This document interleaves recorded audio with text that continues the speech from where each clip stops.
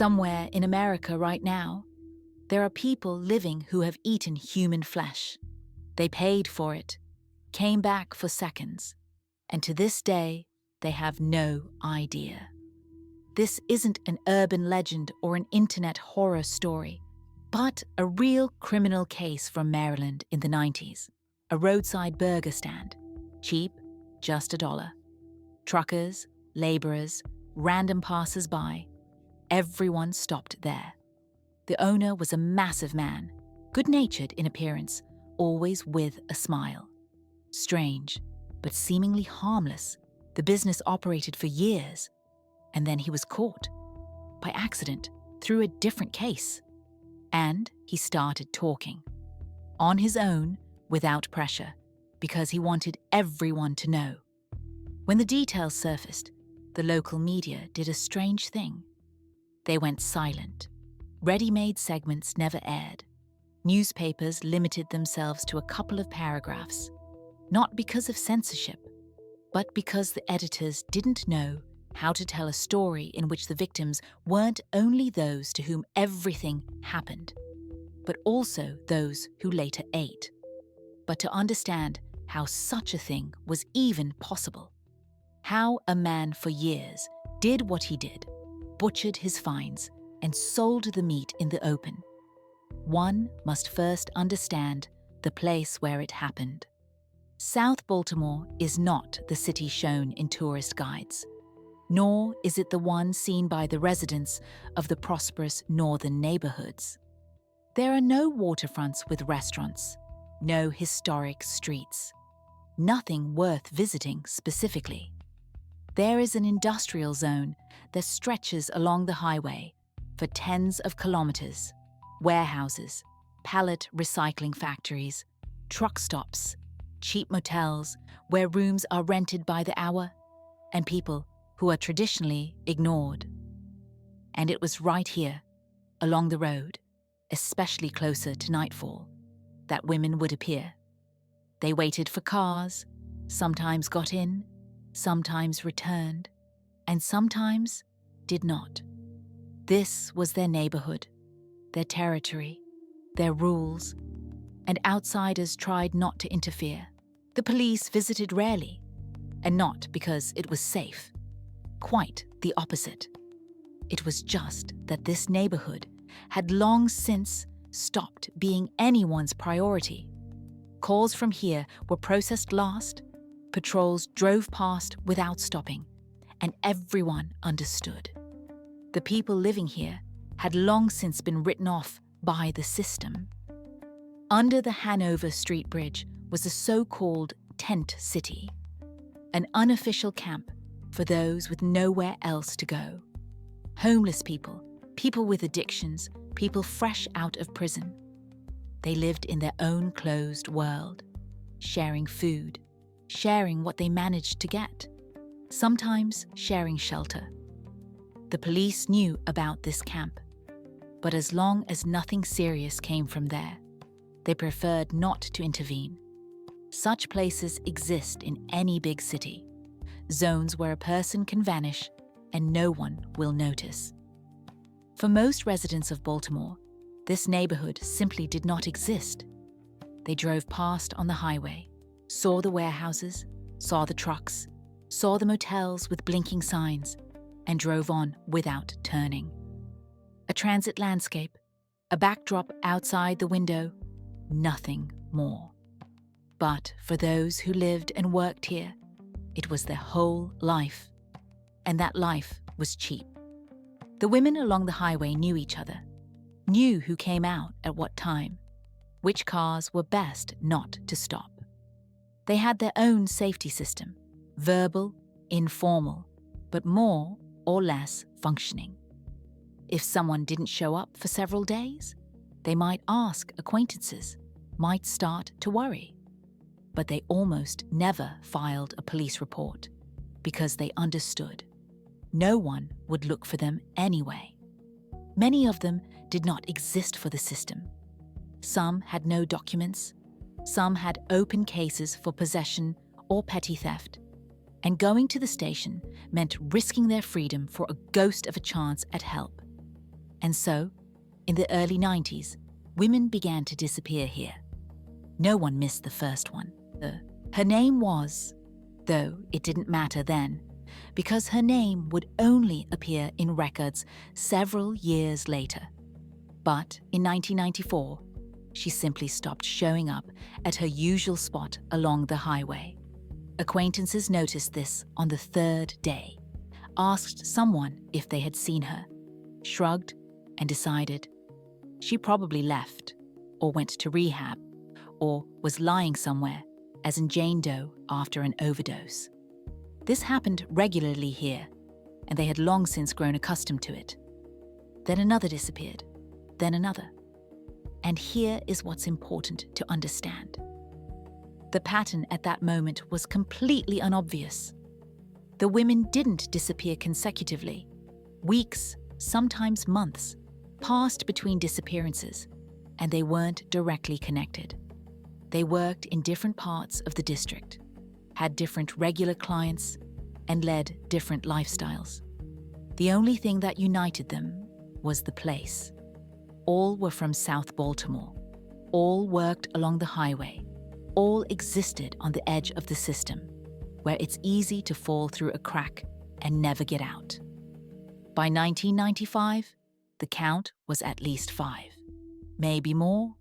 No one kept official statistics because the police didn't open cases. To open a case, a report is needed, and a report is filed by family. But these women either had no families at all, or their relatives had long since stopped looking for them and had crossed them out of their lives. So some of those who worked in the same area began talking among themselves, not with the police, but specifically among themselves. A feeling emerged that was difficult to put into words. Not panic, but rather an anxiety that could be neither confirmed nor denied. Simply, too many familiar faces, one after another, stopped appearing. The theories discussed back then were quite mundane. A pimp from the East was taking them away to another state, or they were leaving themselves without saying goodbye. That was common here. Or, what seemed the simplest explanation, a bad batch, an overdose in some abandoned house, and no one found them. No one identified them. These versions were comforting. They fit into the familiar picture of the world and required no action. Everything had, as it were, explained itself. Fate, lifestyle, professional risks. But one detail bothered those who knew the district truly well. Usually, when a person disappears, at least something remains. Things in a room, a bag with a friend, a debt at a motel, some kind of traces. There are always traces, but here, nothing. The women disappeared as if they had never existed at all. No belongings remained, no witnesses remained, not even rumors remained about who they left with or where exactly they went. That doesn't happen, because if a person leaves, they tell at least someone. If they get into trouble, at least some trace remains. Here, there was only a void. But as it would later turn out, someone did see them. He saw them every day, knew them by name, talked to them, joked, and gave them cigarettes. His name was Joe Metheny, although the locals called him Tiny. And the irony of that nickname was obvious to anyone who saw him. Nearly 6 feet 2 inches tall, weighing over 450 pounds. A massive man with a broad face that, for some reason, was immediately disarming. He lived in a trailer right on the grounds of the pallet factory where he worked. The company Joe Stein and Son was engaged in wood recycling, pallet repair, and loading. And Metheny was in good standing with the management there.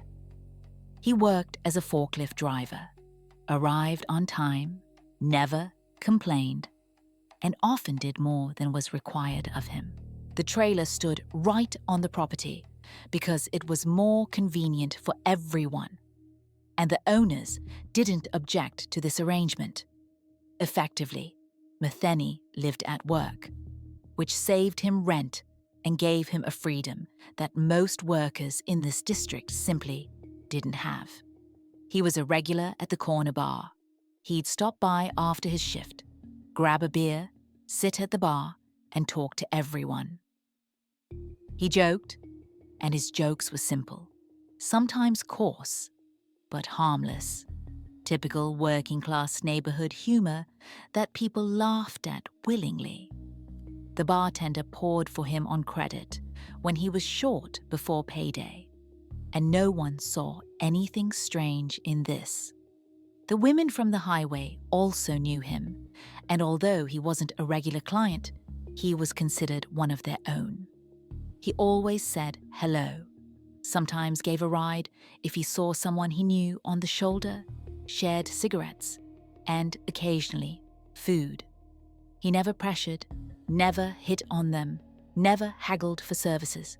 And so, in a district where most men perceived these women exclusively as a commodity, Metheny seemed like a pleasant exception. A big, clumsy guy who just wanted to chat. Harmless, a bit lonely, maybe even kind in his own way. He didn't arouse suspicion, quite the opposite. He aroused sympathy. And in a place where trust was a rarity, he was actually trusted. Now it's important to understand that Metheny knew this territory better than anyone else in the area. He knew which parts of the factory were empty at night, where the guards didn't walk, what the schedule was for the trucks that drove past. He knew every woman working that stretch of the highway, knew their names, their habits, their routes, and he understood perfectly well that here, one could do practically anything, and no one would know. The factory was huge, stacks of pallets, mountains of lumber, machinery, territory that was physically impossible to fully control. At night, it was empty, with only Metheny in his trailer in the middle of this industrial space. He was 40 years old, he was completely alone, and he had a reason to hate women, a reason he told no one at the time. In 1994, Metheny had something like a family. He lived with a woman, they had a son together, not a marriage in the official sense, but some kind of routine, some stability, a trailer for two, and a feeling that life was finally moving somewhere. And then he returned from one of his hauls, and the trailer was empty. She had left, taken their son, left no note, didn't say where or to whom, just vanished. Much the same way women across this district would later vanish. Only then, he didn't yet know that these stories would turn out to be connected. Metheny began to search, first through acquaintances, then through crack houses, because he knew she used heroin, crack, and he knew the places where she usually bought. He went there at night, asked around, but no one had seen anything, or simply didn't want to talk. Later, he finally found out, from one of his acquaintances, through word of mouth, she had left for a dealer, a substance seller who ran a spot somewhere in the east of the city. She chose him, chose that world, chose what he could give her, and took their son there. Metheny never found them, not then, not later. And this moment he later described as a breaking point. Not in the sense of depression or despair, but in the sense of some internal transformation. Something inside him switched, and the resentment, which in theory could have been worked through, processed, and let go, turned into a hatred that could not be directed at one specific point. It's important to understand that he didn't hate her personally. He hated the type. Women who use, women who sell themselves, women who choose that lifestyle, and those men. In his mind, it turned into a category, No longer a personal story with a specific person, but a common enemy, abstract, and at the same time very real. Metheny didn't talk about this in the bar after his shift, didn't complain to his colleagues at the factory. He didn't show at all that something inside had changed. On the outside, he remained the same, big, friendly, always ready to joke and help. But inside, a completely different program was already running. He continued to go out to the highway, continued to greet the women. But now, he looked at them completely differently. As would later emerge during interrogations, he explained it this way. He didn't choose randomly.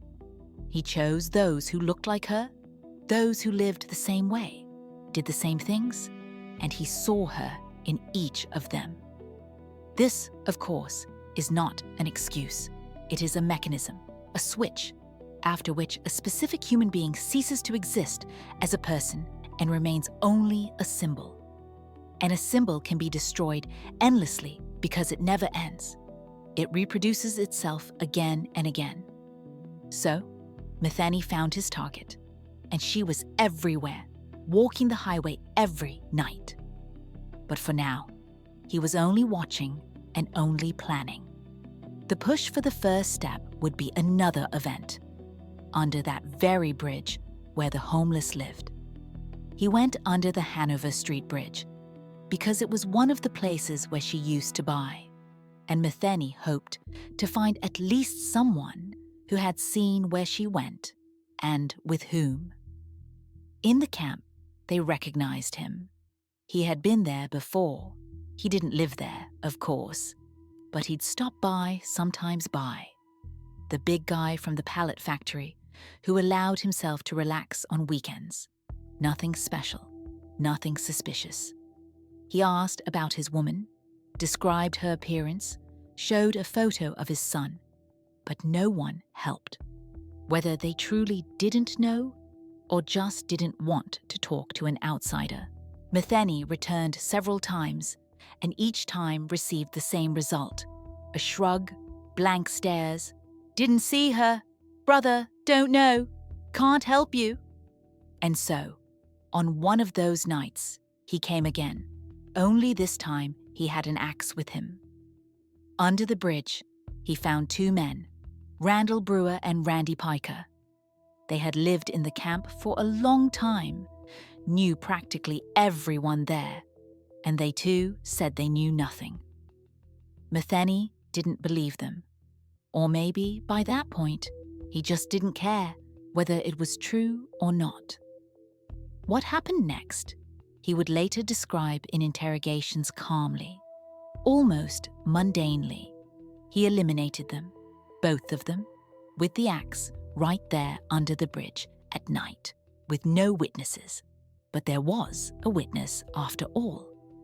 On the riverbank, not far from the camp, a fisherman was sitting, and Metheny noticed him when he was already finishing.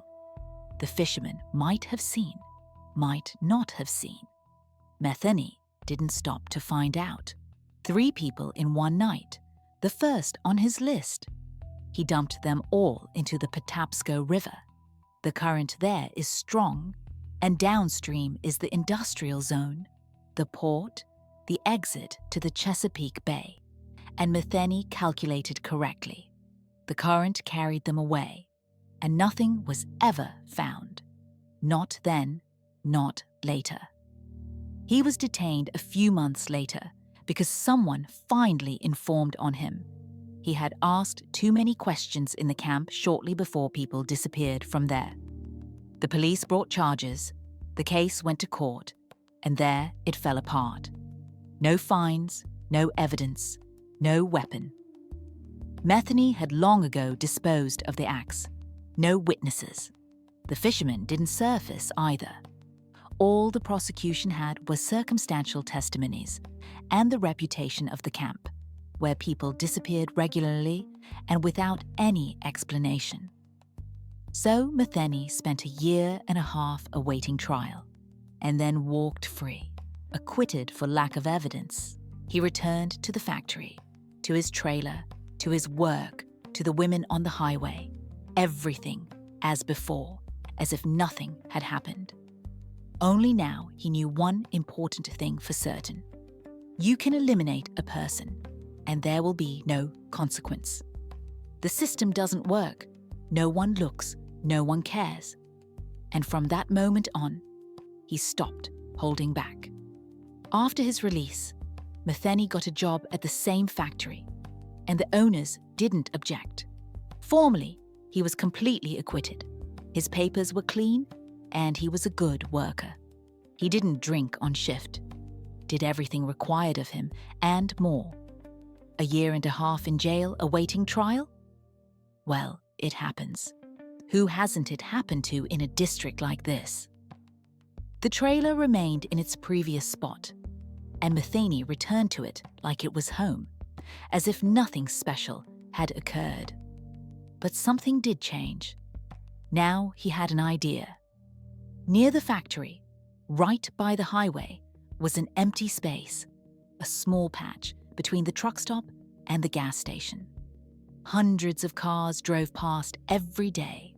Truckers stopped to refuel, stretch, have a bite to eat. But there was nowhere special to eat. The nearest decent diner was a 20-minute drive away. And so, Metheny reached an agreement with the factory owners, rented a corner of the property, set up a canopy, a couple of tables, a grill, and opened his own food stand. Burgers, sandwiches, coffee, everything simple, everything cheap, portions huge, prices lower than anywhere else in the area. The truckers appreciated it immediately. The stand took off quickly because word of mouth along the highway works better than any advertising. Drivers tell each other where they can get a decent filling meal for a couple of dollars.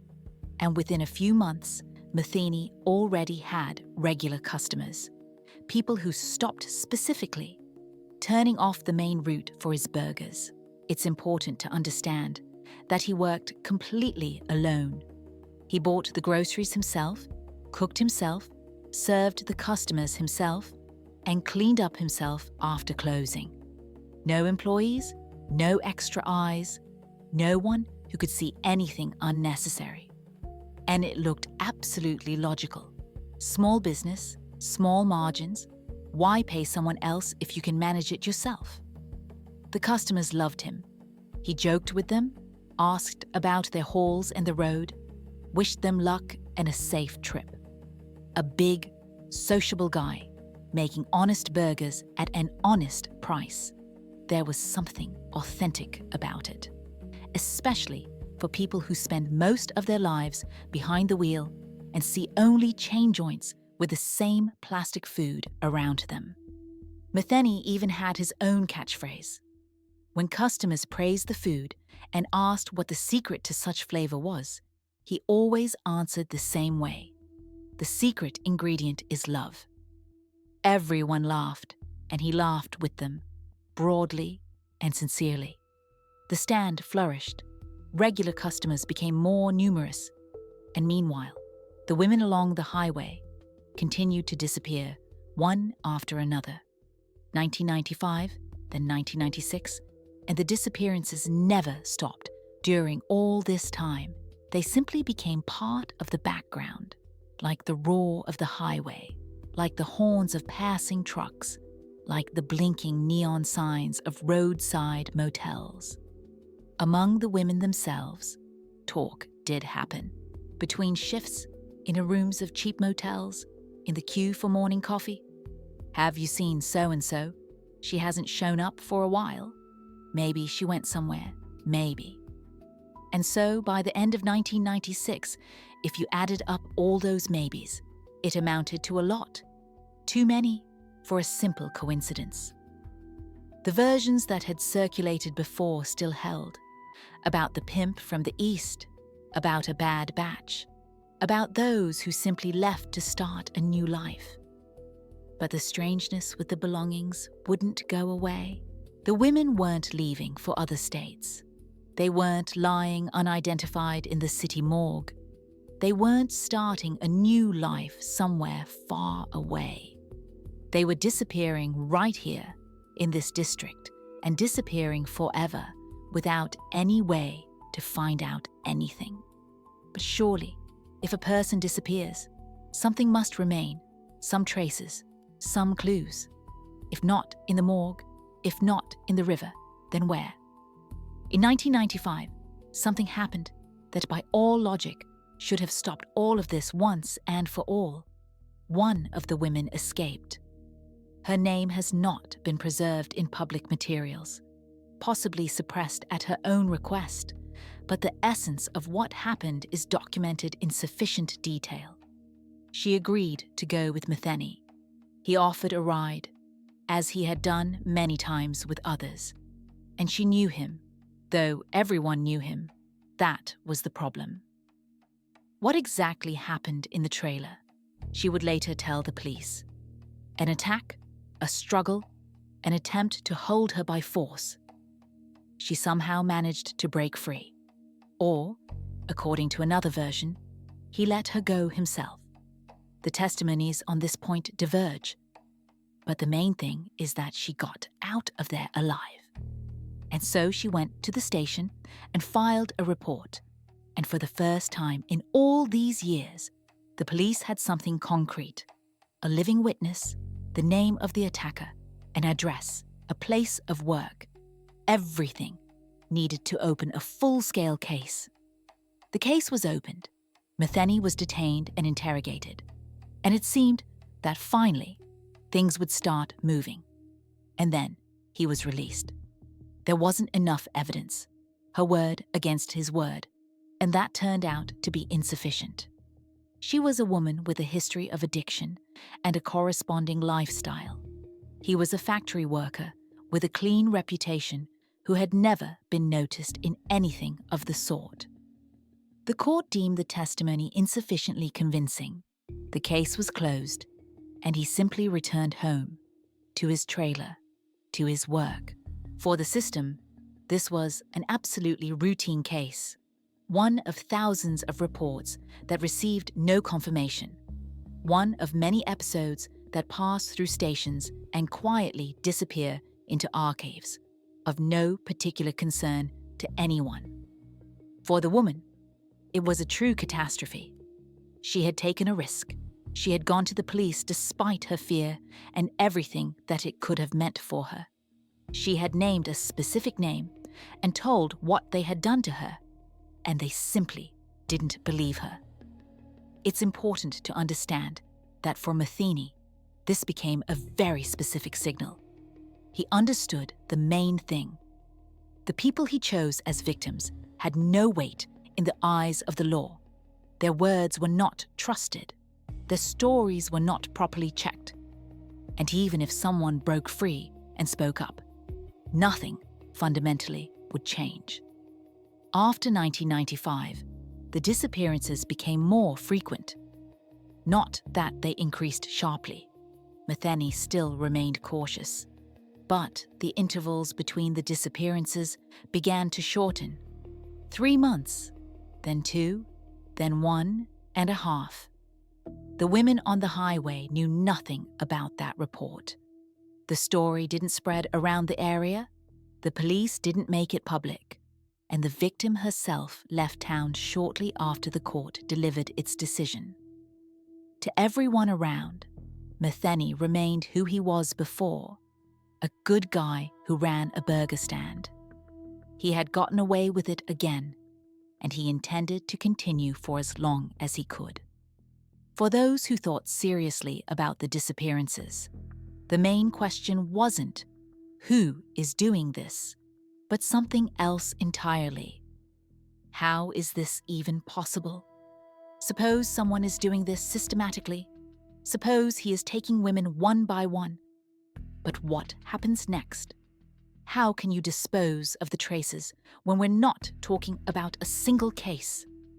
Hiding one person is difficult, 5 is almost impossible, and 10, that's a full-scale logistical task that no one can handle, especially alone. And here is what's important to understand. All the classic options simply didn't work here. Bury them? For that, you need land. A lot of land, private territory where no one goes and where no one will see anything. But an ordinary worker from a pallet factory doesn't have such land and can't. The yards in this district are overlooked. The vacant lots are communal. Someone is always around. Someone is passing through. Someone notices. The river? The current of the Patapsco is indeed strong, that's true. But water sooner or later brings things to the surface. Fishermen find them. Residents downstream report to the police. And over several years, at least something should have surfaced. At least some traces should have appeared. Burn them? For that, you need a furnace. You need time. You need a place where no one will notice either smoke or a characteristic smell. And Metheny lived in a trailer in the middle of an industrial zone, where dozens of people worked around him every day, and an open fire would have immediately raised questions. Take them somewhere far away? But Metheny worked every day without days off. He was seen at the factory, morning and evening. He was seen at the burger stand until late at night. He didn't go on long trips, didn't disappear for several days. His schedule was absolutely transparent to everyone who knew him. So, it was an impossible equation that just wouldn't add up. A man who everyone knows, who is constantly in sight, who has neither the resources nor the opportunity, and yet regularly eliminates people without a single trace. The math just didn't work. And that is exactly why no one seriously thought it was him, even those who tried to figure out what was happening. If someone had said out loud, "Maybe it's Tiny from the pallet factory," they would have been laughed at. How is that possible? He's here every day. He's always in sight. He doesn't go anywhere. And besides, people like that don't do such things. It's just ridiculous. The perfect camouflage worked, not because Metheny was some kind of exceptional trickster or a planning genius. It worked because people simply couldn't imagine how such a thing was even technically possible to pull off. But it was possible, and the answer all this time was right in plain sight, literally before everyone's eyes. It could even be tasted for just a couple of dollars, with a huge portion and a smile to boot.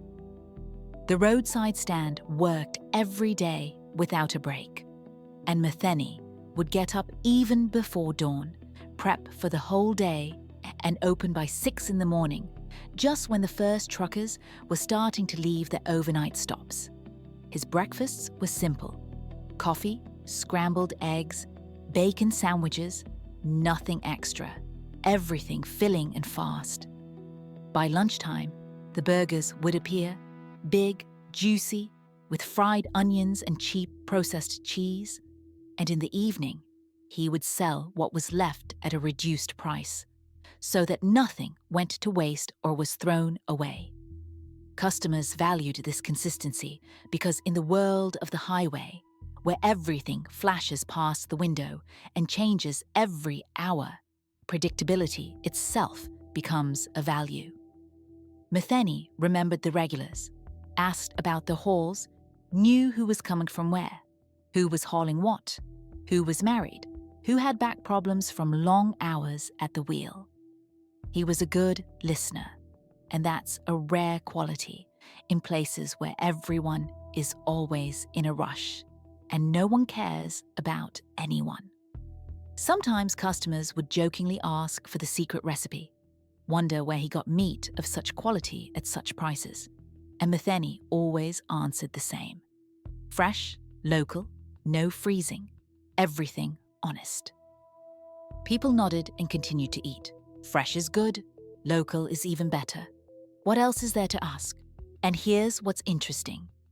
His prices were below market, and inexplicably lower if you think about the economics of the process.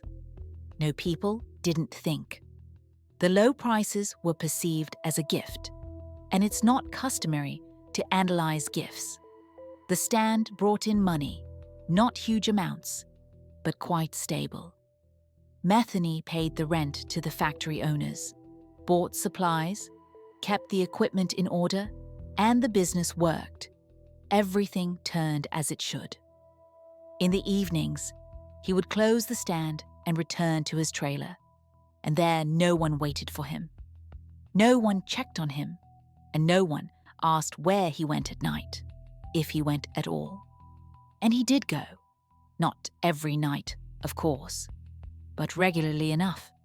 He knew which of the women was new and who hadn't been seen in those parts yet, who would trust him faster than others and wouldn't ask unnecessary questions. The next morning, he would open his stand again, turn on the grill, and begin another workday, exactly like the one before.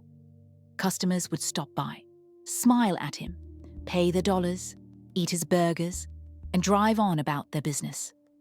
And not one of them even suspected what was actually happening. July 1994, and Metheny met her at night on the highway.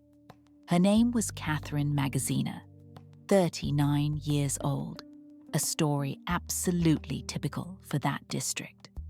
Addiction, several arrests for minor things, no connections that would hold her in one place or cause anyone to worry about her. He offered a ride.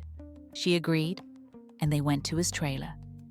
What happened there, he would tell in an interrogation 2 years later, calmly, methodically, without any emotion, as if describing an ordinary workday at the factory or the process of preparing another batch of burgers.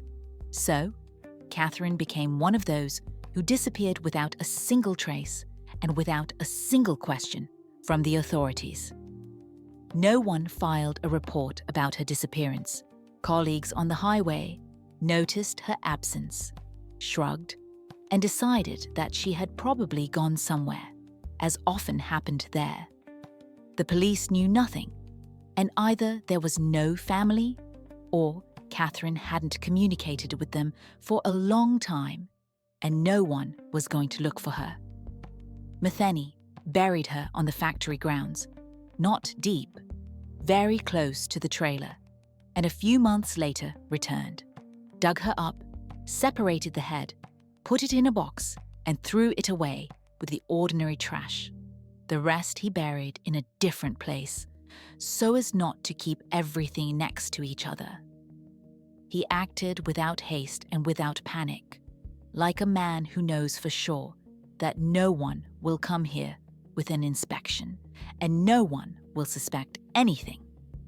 In November 1996, it was Kimberly Spicer, 23 years old, and the story repeated almost exactly. Night, highway, an offer of a ride, agreement, and a trip to the trailer.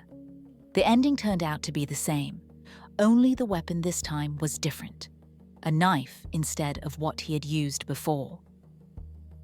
And here is what's important to understand. He kept Kimberly on the factory grounds for almost a whole month. He didn't bury her immediately, but waited for something. Or maybe just didn't want to finish the process too quickly. Between these two dates, there were other cases, and Metheny later named different numbers during interrogations: 7, 10, 13, depending on when and to whom he was telling it. The police were never able to establish the exact number, because most of the episodes had no confirmation. No fines, no witnesses, no missing persons reports, nothing at all except his own words. No two cases, Catherine and Kimberly, were enough for the case to finally move from its spot. Or almost enough. Because in December 1996, Metheny made a mistake. Not his first during all this time, but the first that would bring about real consequences. It was December 1996, and her name was Rita Kemper. She agreed to enter the trailer because Metheny offered to share a dose. And in that area, such a thing was absolutely normal practice. People shared when they had something, and no one saw anything suspicious or strange in it. Once inside the trailer, he attacked her. Rita fought back, and much harder than he had anticipated. He beat her, dragged her back inside, tried to undress her, and at one point, according to her testimony, he said the phrase that changed everything. "I'll bury you in the woods next to the others." She heard this and immediately realized that if she stayed there, she wouldn't make it out alive, that the others meant exactly what it meant, and that every minute counted. Rita somehow managed to reach the window, broke the glass, and climbed out. It was dark and cold outside. She was wounded and could barely stand. But she ran until she saw a patrol car and stopped it. The police arrived at the trailer that same night, and Metheny simply didn't have time to hide anything or prepare. Near the trailer, right on the factory grounds, were the fragments of Kimberly Spicer. He hadn't finished burying her. He wasn't in any hurry at all, and now he suddenly had no time to fix anything. He was arrested on December 15th, 1996, around 2 in the morning, and the official charge initially sounded like assault and attempted coercion, though later, of course, other much more serious counts were added. During the first interrogation, he was silent at first, refusing to answer questions, and then suddenly, he started talking. The investigators were prepared for the standard procedure. A lawyer, complete denial of guilt, long bargaining over every point of the indictment, and so on. But Metheny didn't bargain. He began to tell the story himself, and willingly in great detail, with specifics that no one had even asked him for. He talked about Kimberly, then about Catherine, then about others, naming specific locations, giving dates, describing exactly what he did and in what sequence. At first, the investigators didn't understand what was happening at all, because the man brought in for attacking a woman was sitting before them, calmly listing cases that no one was even investigating and that no one even suspected. And then they realized he was bragging. He showed no remorse for anything, did not try to explain his actions through circumstances or justify himself to those listening. He spoke the way people usually speak about their achievements and successes, with noticeable pride, with clear pleasure at finally being able to share it all.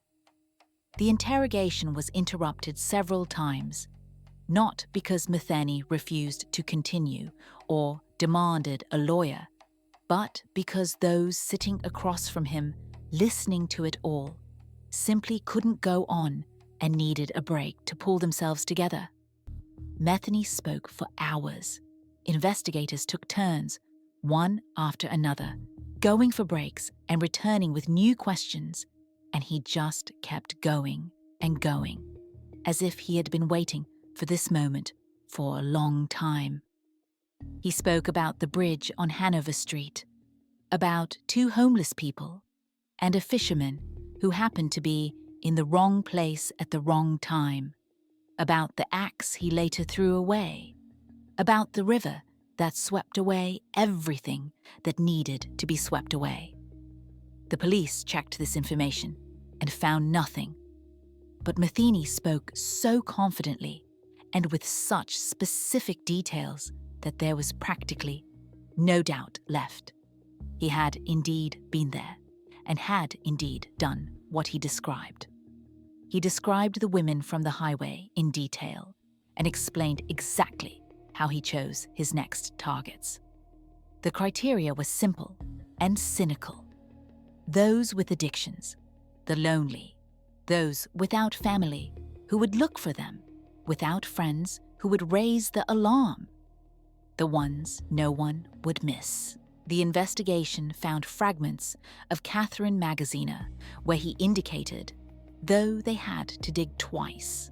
The first time, he either made a mistake with the exact spot or intentionally pointed slightly to the side to stall for time. Identification was made through dental records, but the head was never found. In that part, he told the truth about the dumpster. Kimberly Spicer was found on the factory grounds, but only partially, not everything that should have been there. The others he spoke about could not be found. Metheny named specific places: the river, vacant lots on the outskirts, various sections of the factory grounds. The police searched, checking every point, but there were no results. Either he was lying and exaggerating the scale, or he had hidden everything much better than he described during the interrogations. Or there was a third option that the investigators hadn't even considered at first.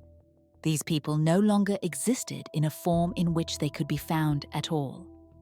And then, at some stage of the interrogation, one of the investigators asked the question that had been haunting everyone since the moment of the arrest. "We understand how you found them. We understand what happened next. But what did you do with the rest? Because one person can still be hidden somehow, but you're talking about 10. So where are they all?" Metheny was silent for a few seconds, and then asked in return, "Did you ever stop by my stand? Did you try my burgers?" The investigator didn't immediately understand what he was talking about and asked him to repeat it. Metheny repeated it, and this time he was smiling. He didn't explain everything right away. First, he just watched the investigator's reaction and clearly enjoyed the ensuing pause. When asked to clarify exactly what he meant, Metheny only shook his head, as if to say, "Figure it out yourself, I've said enough already." And then he told them anyway, in detail and without any sign of embarrassment. He butchered them in the trailer, at night, after he finished with the main part, cut them into pieces, separating what could be used from what needed to be thrown away or hidden.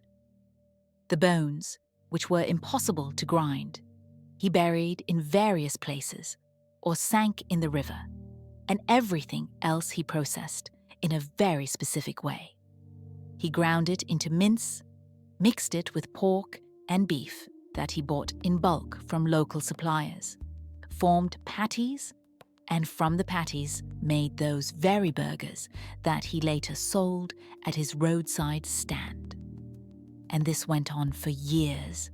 Hundreds of people, thousands of servings, and not one of them ever suspected exactly what they were eating. The investigator left the room without listening to the end, while Metheny remained in his seat, calm and clearly pleased with the effect he had produced. He had been waiting for this moment, the moment when he could finally tell everything and see the reaction on the faces of those listening to him. And here is what is important to understand. This was not just disposal and not a practical solution to the problem of what remained after his nightly activities. It was a continuation, the final act, the thing for which everything else made sense to him. He explained this later in a letter he wrote from prison. He wanted to humiliate them to the very end, to turn them into what he believed they were, into trash, literally into waste that people ate, digested, and expelled from their bodies, not knowing and never knowing the truth. It was about power, about absolute control over those he hated, a control that continued even after they ceased to exist as human beings. He stood behind the counter, watched people eat his burgers, smiled at them, wished them a good trip, and all the while knew something they didn't know and would never know. And this knowledge was his main reward, the reason he started it all in the first place. The secret ingredient is love. Now, that signature phrase of his sounded completely different. When information about exactly what Metheny had said during the interrogations leaked beyond the walls of the detention center, first in whispers among those working on the case, then officially, the reaction was not at all what might be expected from such a story. There was no wave of publications in major outlets, no television crews at the factory gates, no loud headlines on the front pages. And it wasn't due to a lack of evidence or doubts about credibility. The investigation had documented absolutely everything. A full confession, detailed testimony, fragments found in the places he indicated. The mechanism was clear, the chronology reconstructed, the scale understood by anyone who reviewed the materials. The problem lay elsewhere, and no one knew how to solve it, how to even tell this story in a way that ordinary people could process it. You see, a standard crime narrative works according to a certain formula. A crime is committed, an investigation follows, punishment ensues, and a viewer sympathizes with the victims, follows the work of the police, and in the end feels relief when the villain is caught. Here, the formula broke down at every stage. The victims were women whom the system had long since written off, and it was difficult to sympathize with them in the traditional sense. Most readers simply didn't see them as their own. The investigation was a total failure. The police didn't notice anything for years until one of the victims literally escaped through a window and led a patrol to the trailer. Most importantly, the viewer inevitably became part of the story, whether they wanted to or not. Anyone who drove along that highway in those years, anyone who might have stopped at a roadside food stand, anyone who ate burgers by the road and didn't think twice about why the meat was priced that way. How do you write a piece that makes thousands of people wonder, could I have been there too? Editors came to one conclusion: it was better not to write at all. In the end, one short note appeared in a local newspaper, a brief announcement of the sentence, and then total silence.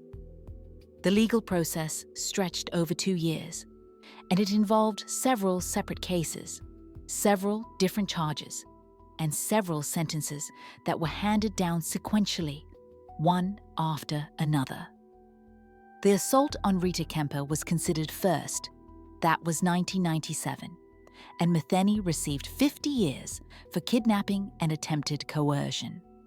The attempted murder charge could not be confirmed because the investigation lacked evidence of direct intent, although everyone understood how it would have ended if she hadn't escaped. Second was the Kimberly Spicer case, already in 1998, and the jury found him guilty of a premeditated act with aggravating circumstances. The sentence was the maximum penalty. At the sentencing, he showed no reaction at all, sat perfectly still, looked at the judge, and when given the final word, said what would later be quoted in all materials about this case. "You won't hear the word sorry from me, because that would be a lie. I liked what I was doing, and I got pleasure from it." The courtroom was silent. No one knew how to react to that. Later that same year, he pleaded guilty in the Catherine Magazzino case. This was a plea deal, a life sentence instead of a second death sentence. And the prosecutors agreed to these terms because proving all over again what had already been proven in the previous trial simply had no practical point. The final result of all the legal proceedings looked like this: 2 life terms without any possibility of parole, plus 50 years on top for the first case. Other episodes he had detailed during interrogations never made it to court because a simple rule applies: no remains, no case. 3 proven instances, at least 7 according to his own testimony, and possibly significantly more. No one ever established the exact figure.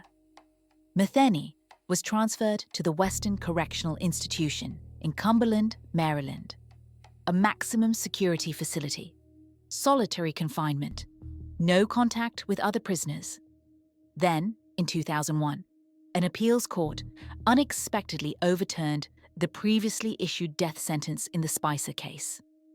The reason turned out to be purely technical. The qualifying factor, specifically robbery, was not proven as the primary motive for his actions.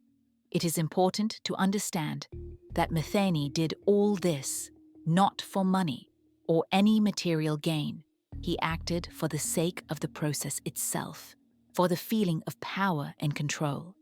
And this is what ultimately worked in his favor, in a legal sense. The sentence was commuted to life imprisonment. He remained where he was, in the same cell, under the same conditions. Only a line in the documents changed. And that was when he began writing letters, many letters, to different people.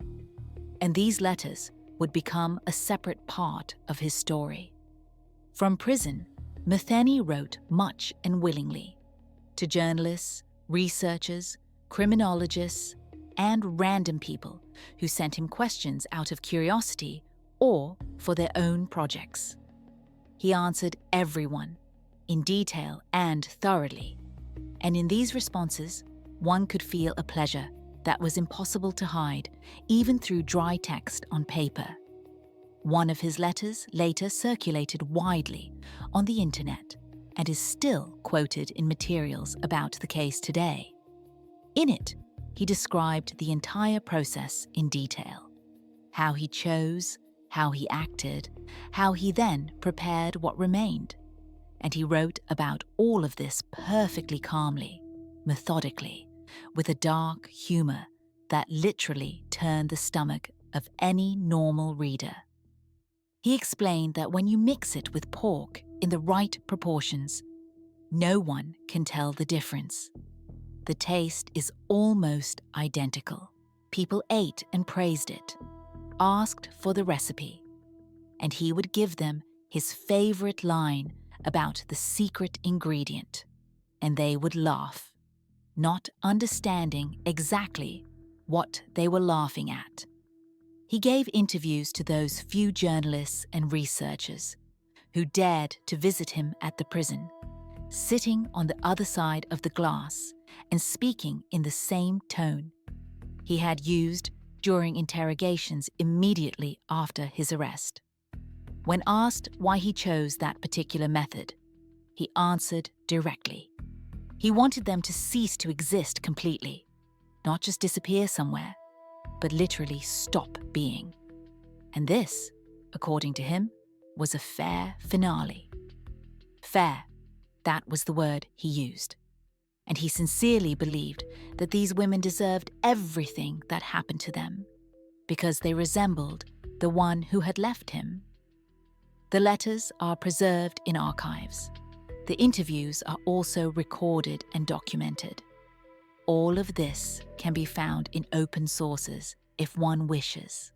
Metheny remained in his cell, continued to write replies to incoming letters, and patiently waited for someone else to want to hear his story firsthand. On August 5, 2017, guards at the Western Correctional Institution found Metheny in his cell with no signs of life. This happened around 3 in the afternoon. An official cause was not named immediately, but later a version appeared that it was his own decision to end his journey in this way. and the investigation found no signs of external interference or anyone else's involvement. He was 62 years old, and he had spent just over 20 years behind bars. Almost all of that time in a solitary cell with minimal contact with the outside world. And here is what is important to understand. In all those years, he never once expressed regret for what he had done. Never once asked anyone for forgiveness. Local newspapers published short obituaries, literally a few lines long, without details and without reminders of what he had actually been doing all those years before his arrest. The Joe Stein and Son factory has long since closed. The territory passed to other owners who may not even know its history. The trailer was demolished back in the 90s, immediately after he was taken away, and the place where the burger stand once stood is now just part of a faceless industrial zone, and nothing there reminds anyone of what happened on that very spot 20-odd years ago. But the people who were part of this story haven't gone anywhere. The truck drivers who drove that highway in the mid-90s and regularly stopped there. The blue-collar workers from night shifts who stopped for a bite on their way home.